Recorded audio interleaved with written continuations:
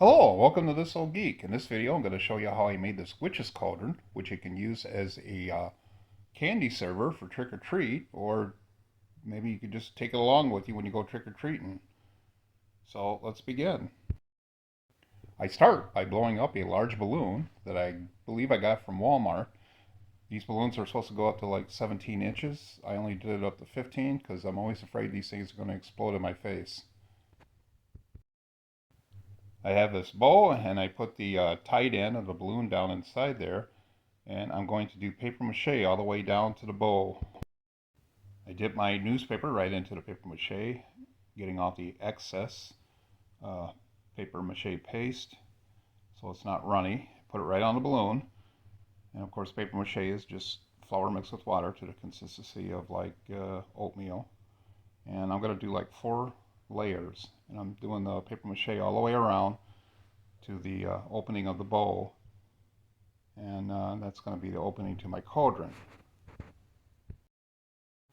I am using aluminum foil to make a ring to go on the bottom of the cauldron to keep it stable. You don't want your cauldron rolling away from you.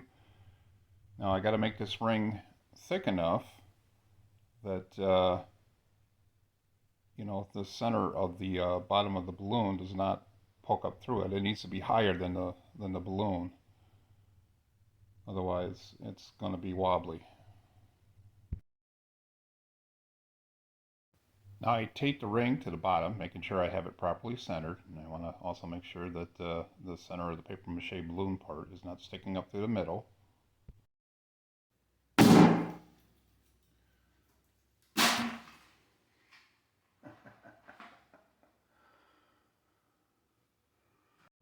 And I lay my paper mache all the way around the ring, doing 4 layers, just like I did before.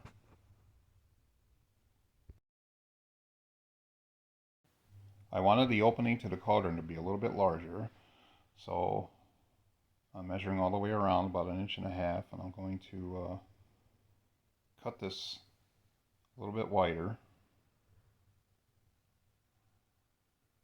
Just mark it with my marker, connecting all the lines there, all the dots there. Then using my trusty utility knife. Now be very careful when you do these things, please. Cut it all the way around. I am very careful when I do this. Now for the rim of the cauldron, I am doing the same thing I did with the ring. I'm rolling out some aluminum foil. It's like several sheets I put on top of one another to get a good thickness. So I'm flattening it out just like I did with the ring on the bottom. Shape it a little bit. Get it so it's round. Get an idea how it's going to fit. Make sure it's big enough. Now I just hot glue it. And as I always stress, be careful with the hot glue. It is called hot glue for a reason. And you can burn yourself if you're not too careful. So I'm just putting that right on there, sitting it on there. Making sure it's nice and even and where I want it. You can also tape that to the tape the ring to the rim too as well, instead of just hot gluing it. Now just like the ring on the bottom, I'm going all the way around with the paper mache.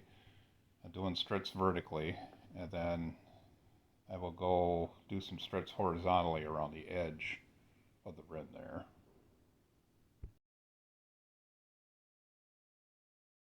Now to make the handles, I'm just using the paper clay. And I'm rolling this out just like you would with regular clay, I guess. Just rolling it out and making the handles into a circle. Make sure you wet your fingers when you do this. You want this clay to be wet. Not too wet though.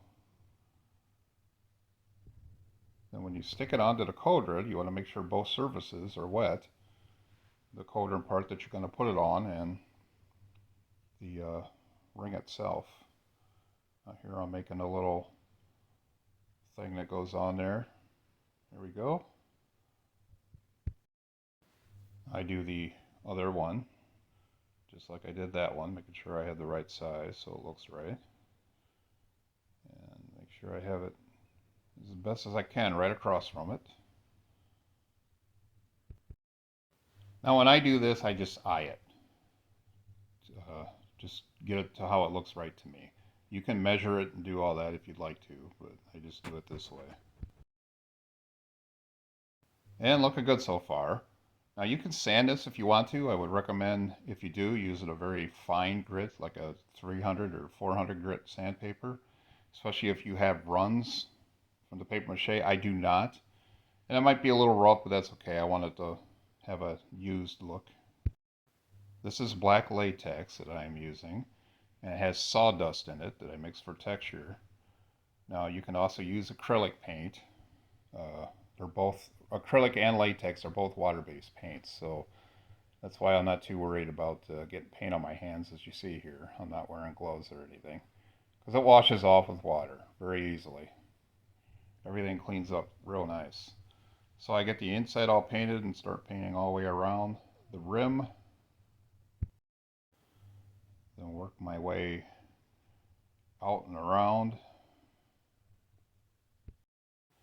Now I'm going to do at least 2 coats of this, inside and outside. And here I'm using a smaller brush to get around the handle there. I want to get every little nook and cranny. I want everything filled. I don't want to have any paper mache showing whatsoever. I wait for the top part to dry, and then I flip it over and do the bottom. Make sure I get everything, every little bit covered.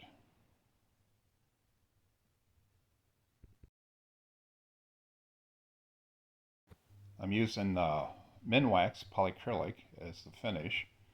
I'm going to put at least 2 coats inside and out on the Cauldron here. Now this is a matte finish, clear matte. It's going to be a little bit shiny, but not too much. Make it look a little more authentic.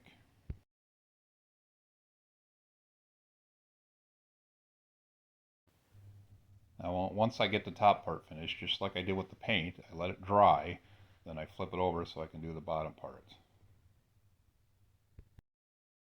Get that all covered, 2 coats. 2 coats all the way around. I wanted to dress this up a little bit, so I just took some green glitter glue that I got at a dollar store real cheap and just put it around, make it look like something's dripping out of the Cauldron. And there you go.